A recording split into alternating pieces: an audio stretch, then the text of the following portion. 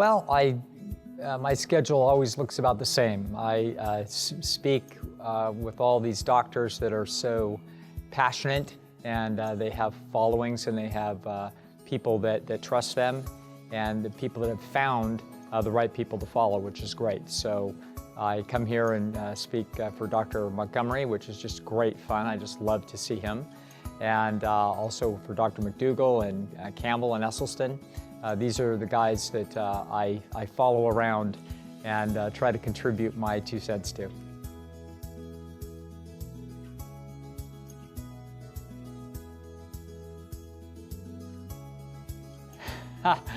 Well, the one problem is that there's so many different pieces to the puzzle. So one piece of the puzzle is that it takes time for our palates to adjust to a diet that is much lower in calorie density, much lower in stimulation. This is not artificial food anymore, so this is really healthy food. It's a little bit like the difference between, say, a Hollywood production with all the noise and the action and the trick photography, and watching a really good play done in a community theater. So a good play at the community theater, when you walk away, you feel very warm in your heart, and you feel like you saw really good people working hard at a craft, and you appreciated the authenticity of it. But it's not going to be something that's going to be so gee whiz as if you watch, Mad Max 5. It's going to be a very different experience. And that's sort of the difference between healthy food and the modern food. And so that takes some getting used to. But once you start to get used to it, there's an authentic feel, not only into how the food tastes, but how it feels through the whole process of digestion, and how you feel as you live your life. That is a very positive thing. So but that takes some doing. So there's a transition process as you get used to a major shift. But I would say that the biggest problem or the biggest stumbling block that people have, whether they're trying to join this journey or they're trying to get back on the journey because they struggle with it, is what I'm going to call self-esteem. And what self-esteem is it's really could probably best be summarized as the reputation that you have with yourself. We each carry with us essentially a little committee that is watching us all the time. And this is our self-esteem mechanism. A lot more has been learned about this mechanism in the last 10 or 15 years than we've ever known before. Essentially what it does is a device for helping us shape our behavior in a way that other people might ultimately find positive, to give us a positive presentation. So this is how this would work. If you're going to try to make your home look better for Christmas, you may go shopping at Home Depot and put in a new kitchen floor and have the cabinets done, and you're doing things to make it look better. Now, when you go home and you do these things, and then you see how good it looks, nobody is there praising you, but you have an internal audience that is essentially watching you and watching what you've accomplished and giving you very positive feedback as if real people were watching you. And so, as if real people were actually in your home. That mechanism is completely unique to human nature. So this is a special thing that we have, where we comment on ourselves and our achievements even when nobody is watching. The problem with this is that this mechanism is stingy, that it will not give you very strong positive feelings of self-esteem for nothing. Yet you have to earn it. And when it comes to healthy living, one of the problems is that we are hoping to do something. For example, a major goal of a lot of people that are trying to change their lifestyle might be to lose weight. And so if they eat more healthfully, they are hoping and waiting for the change to give them positive signals from other people, to where they get good feedback from other folks. That's what they're seeking. That's an important component of what it is that they want. Their self-esteem mechanism is watching them, and it's watching the struggle. And the problem is that they've tried diets before, and their self-esteem mechanism, their internal committee, is not that impressed with their efforts. They know how hard you struggle, they know that you fail often, they know that you get off course, And so when you start to say that you're going to do something good and do it right, very often your self-esteem mechanism says, "No, I don't trust you." So as a result, your own internal audience isn't impressed as you begin this, and nobody else is impressed. So essentially you have no positive feedback, and it's very difficult to sustain this in the face of the modern dynamic food supply that is completely out of control, i.e. the Hollywood food. So the solution is going to be to learn and appreciate how your self-esteem mechanism works, and that we are going to not be targeting the outcome, which is how much better we're going to look when we drop 15 or 20 pounds, but instead be targeting the process, which is the gains to our self-esteem during the journey. So this is how this works, and it's kind of exciting to think about it because many of the people that struggle with this their self-esteems are essentially like clothes in a dryer. They are tumbling around. Sometimes they feel better, sometimes they feel worse, but they don't feel steady and they don't feel confident in this journey. So one of the ways that I like to conceptualize the self-esteem mechanism and the battle between us and our own self-esteem mechanism is what I call the car wash analogy. I want you to picture your internal audience, your self-esteem mechanism, as the owner-supervisor of a car wash. And I want you to picture you as a talented young guy named Jimmy, who's really good at detailing cars, but he's a flake. And so he doesn't always show up on time. Sometimes he doesn't show up at all. When he shows up, when he works hard, he's really good. And the supervisor really appreciates his work. But the supervisor's getting so frustrated that at times he just wants to give up on Jimmy, and he tells him, "You know what, I just feel like giving up on you," which is exactly how people feel about themselves when at periods when they've struggled and they have disappointed themselves in their own tenacity and their own diligence, and they feel like giving up on themselves. They're so disgusted with themselves. What we want to do is the following. We want to understand how to gain and keep our self-esteem so that it is like a wind at our back as we go on this journey. So I want you to imagine that a supervisor getting so frustrated, telling Jimmy, "You know what, if you don't start showing up, I may just fire you. But if you would just show up, and if you just do this right, I'd make you supervisor of the whole detailing division." So Jimmy miraculously shows up at 9 a.m. sharp on the first Monday morning.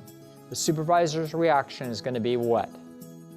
Not impressed, kind of disgusted, barely grumbles hello, and has really nothing positive to say to Jimmy other than, well, whatever. Now, if Jimmy shows up on Tuesday morning on time, the supervisor is always going to say the same thing as well. Not impressed, not interested, oh well, isn't going to yell at him, but doesn't feel positive at all. If Jimmy shows up a third day in a row, the supervisor's also not going to be that happy about it, but grumble good morning, and essentially not, though, in any way impressed, and he's thinking, this guy's just going to break my heart tomorrow, and no use in giving him any praise. If he shows up the fourth day in a row, the supervisor's got a little bit of grudging respect, but he's still irritated. And the fifth day in a row, the supervisor's thinking, that's the first week in 5 years, I think, that kid ever did 5 days in a row. Now, he's not impressed, and he thinks the kid's going to go out and get drunk and come in and not even show up on Monday morning. He's not impressed. But when Monday morning comes around, and that kid's there at 9 a.m., the supervisor says good morning, and isn't so irritated, but he's curious, and he's a little on guard. Tuesday, Wednesday, Thursday, Friday. At the end of 2 weeks, that supervisor thinks to himself, something has changed. I don't know what has changed. I don't know what is motivating you. I don't understand it. But for some reason, Jimmy seems to be turning over a new leaf. Now that supervisor on Monday morning is worried now. He's hopeful. He's kind of excited. He's hopeful Jimmy shows up on time. He's going to be kind of heartbroken if he doesn't. But the stakes are very different now than they were 2 weeks ago. 2 weeks ago, he didn't think anything of it. Even a week later, he wasn't impressed. 2 weeks in, he's starting to realize, I'm hoping this kid comes in. When Jimmy shows up at 9 a.m. on the third Monday morning, the supervisor's going to have a big smile and is going to say, "Jimmy, great to see you." And he's going to be excited. That is exactly how your self-esteem mechanism works. Your self-esteem mechanism will start to grow and give you very positive feedback if you dig through the first couple of weeks of a program like this. If you do it, I want you to pay attention to how that feeling shifts in you and how you start to feel more confident and more proud of yourself. Even when you've got 20 more pounds to lose, even though nobody can really see any change in 2 weeks, you can't even hardly measure it on the scale, it doesn't matter. You're on your way to a much healthier life, and what we have to do is focus on the process of doing this well so that our internal supervisor watches us and says, "I'm impressed. I'm impressed. You're doing really well." It's by not focusing on the self-esteem process. It's by focusing instead on the outcome, about what's going to happen when other people see us, that leads us to feel like, well, if I cheat now and then, it isn't going to make that much difference. What difference is it really going to make? Nobody can see this process, but you can see the process. And so if you stick with this process and you watch your self-esteem, which you have amazing amount of control over, but only indirectly. You can't talk yourself into feeling good about yourself. You can't convince yourself or bully yourself or say good things to yourself in the mirror. None of that happens. Self-talk does not work. What works is that the way your self-esteem mechanism works is it observes your actions. And when your actions are exemplary for a modest period of time, even a couple of weeks, your reputation with yourself begins to change. And as it changes, you actually get to where we want to get to, the most important place, which is feeling good about yourself. And you can feel very good about yourself long ahead of any achievement that takes place or any feedback from anybody else. So to me, the most important thing that someone does is to understand how this works so that they focus on the thing that is most important, which is to do a good job so that your own internal audience continues to give you good feedback. And that actually is the secret to this journey.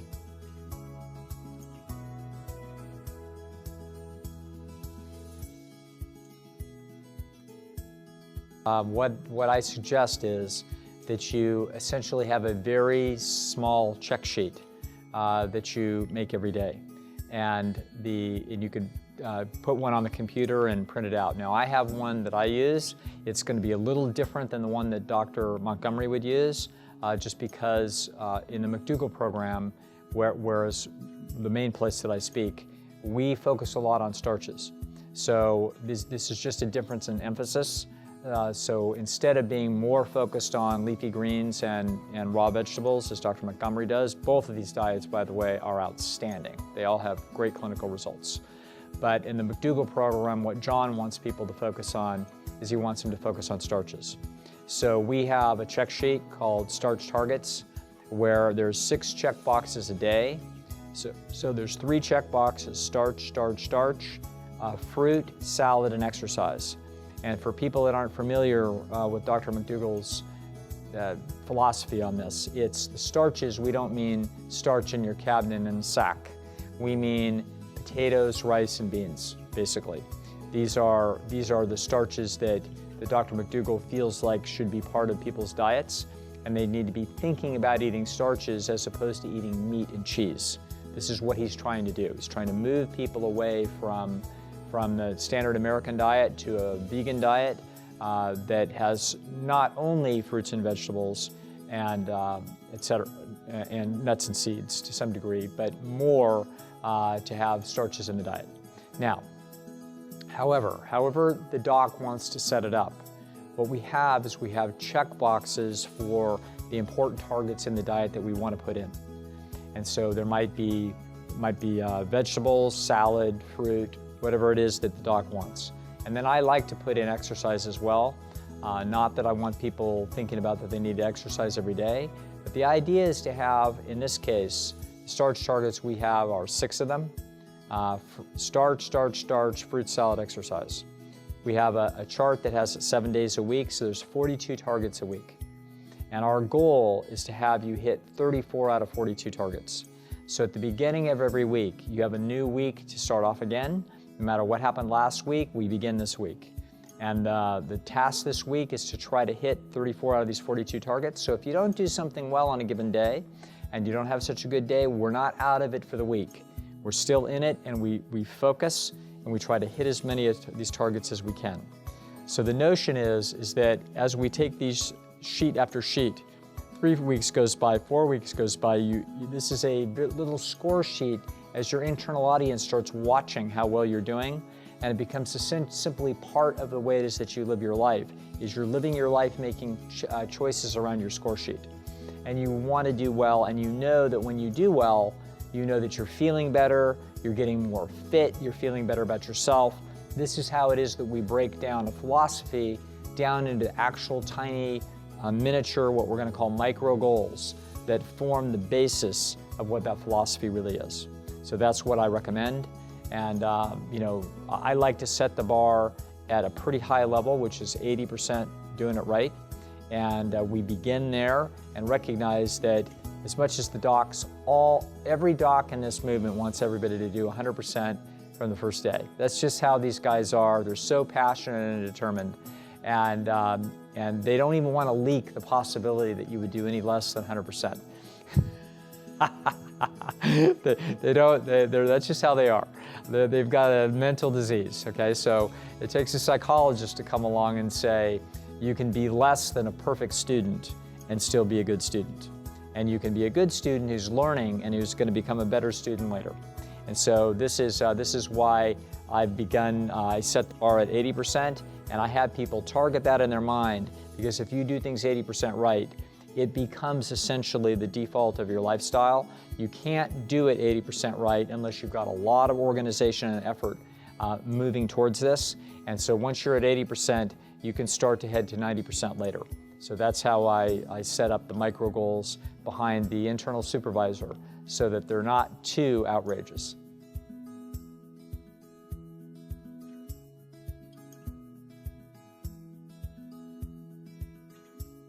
Yes, I understand this. And so probably the first thing that I would explain is that almost never is a family member in actual dire emergency. Usually there is time. So the average person, usually has a lot of life left in them. If they're above ground, they've got a lot of life left. If they are almost in the ground, then this may not be the difference anyway. So by the time you are in very, very serious shape and maybe deteriorating in the last year of your life, I'm not so sure that healthy living is necessarily going to pull you back from the grave. Most people that are in trouble, they're in trouble, but they're on a path that's bad.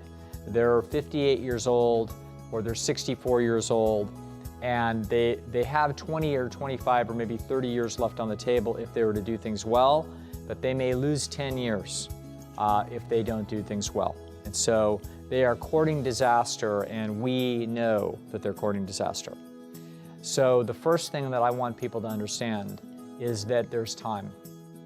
And that this is an example of, if you are a supervisor, I'm back to a supervisor, but if you're a supervisor in a store, and you see an employee doing something wrong, and you say, Jamie, don't do it that way, do it this way.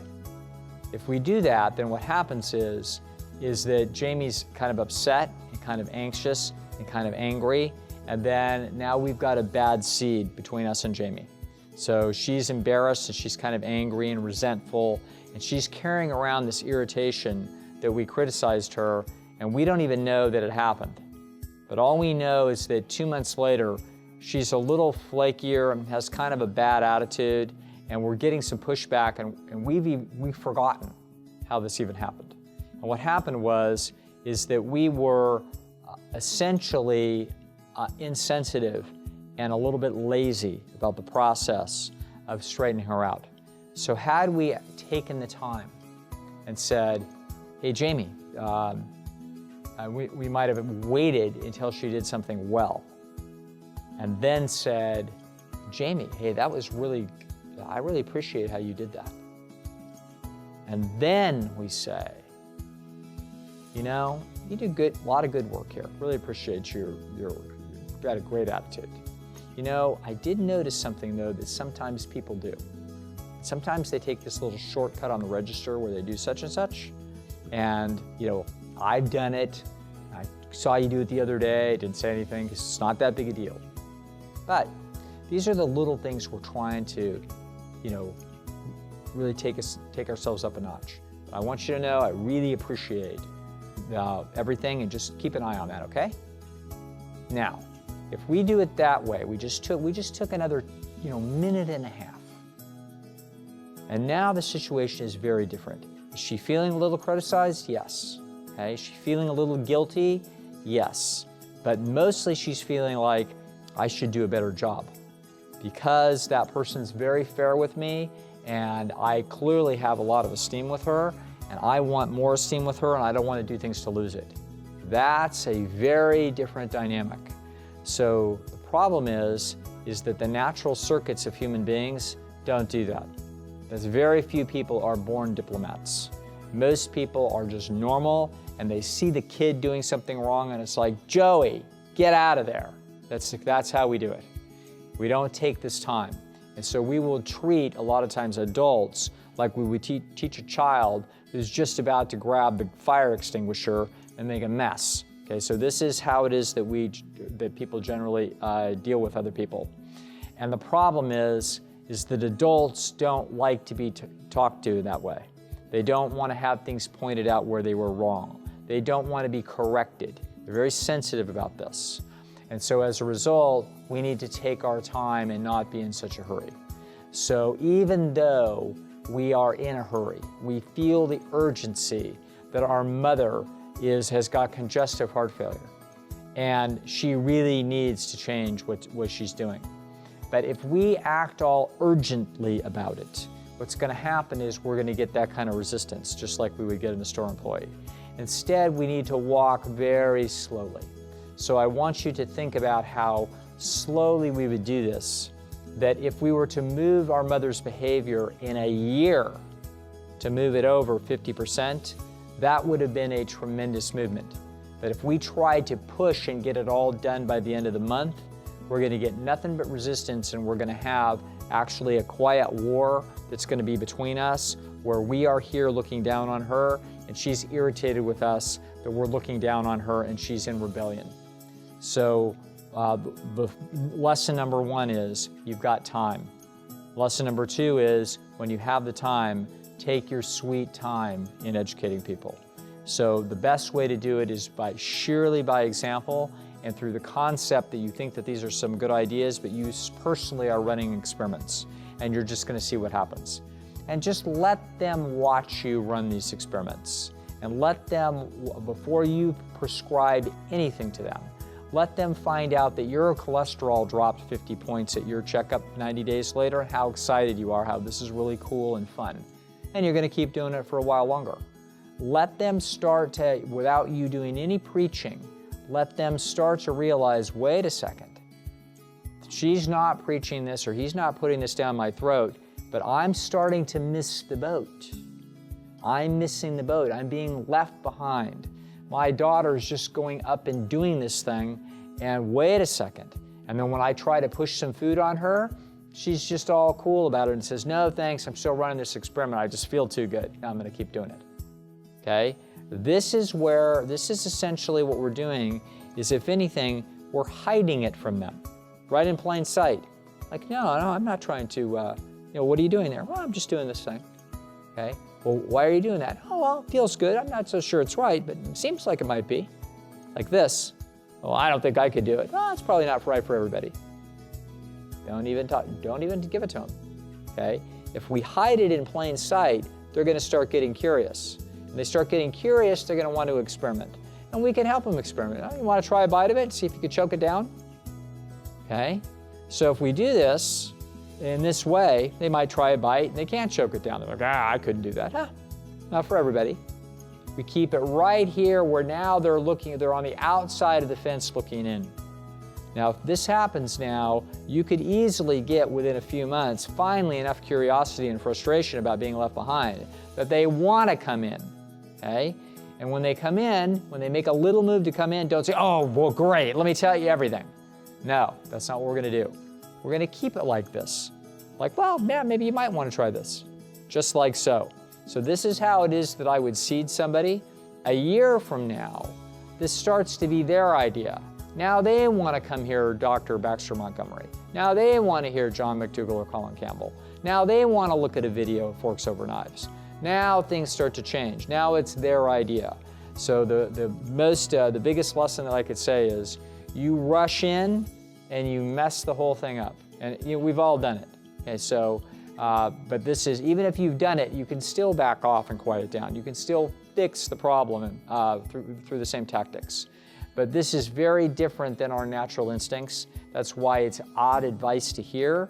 It goes against our intuition in many ways because we're in such a rush and such a panic. But if you rush in, you may never get to the goal. If you go in very, very slowly and carefully, then we slowly walk our way that direction, and little by little, they become more amenable.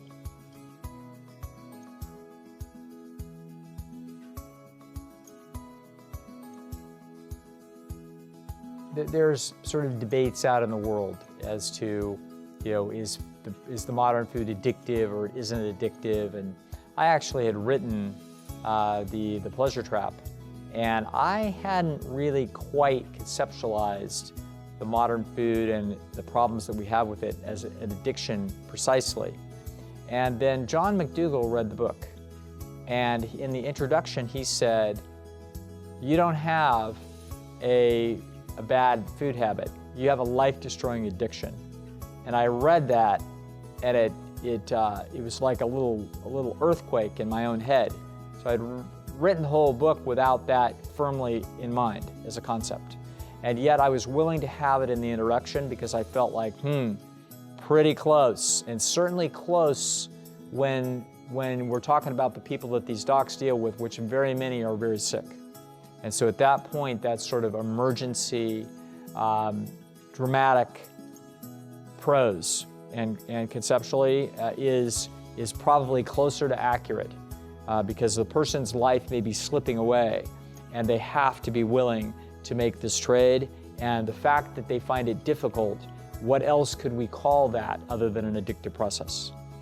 Now, I've also worked with, as a psychologist, I've spent many years and worked with many people who were addicted to very powerful drugs. And that process is different. So it is not the same thing as someone who's having a hard time giving up their soy latte at Starbucks. That's not the same thing as a crack cocaine addict. It is many orders of magnitude difference in the psychological pressure and the turmoil of a person's life that's involved. So I finally one day realized that instead of debating about whether this is an addiction or not an addiction, the right way to look at it is that it's on a continuum. And that addiction itself is not an either-or categorical issue. It's on a continuum. And I remember the Surgeon General sometime in the last 20 years said, cigarettes are as addictive as cocaine. Well, that is absolutely ridiculous. I mean, whatever they were staring at in rats and the dopamine response, I have no idea what he was thinking. But he did have a point, and that is that even a drug that is mild can be remarkably difficult to walk away from it. Now, it isn't as difficult to walk away from as cocaine. It's not even close.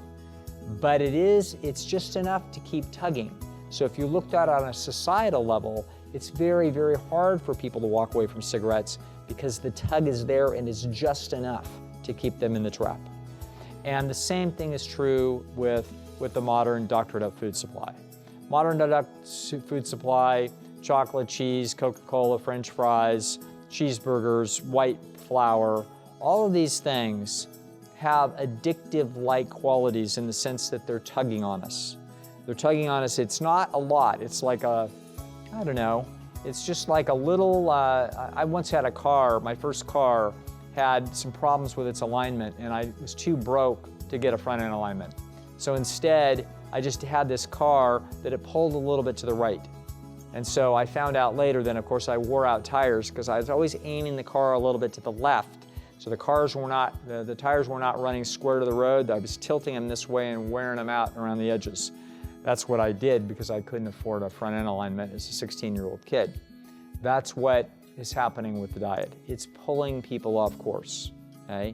And your body compensates and disease processes eventually arise that are that compensation as you wear out the tires. So is it the disaster that methamphetamine or heroin or morphine or cocaine or crack or anything that? No, it's not. Is it as dramatic and terrible as alcoholism? No, it is not. Is it just enough? Is it just enough to just make your car get into a little bit of trouble and you have to compensate and then things wear out and then you have problems that you didn't need to have? Yes, it is.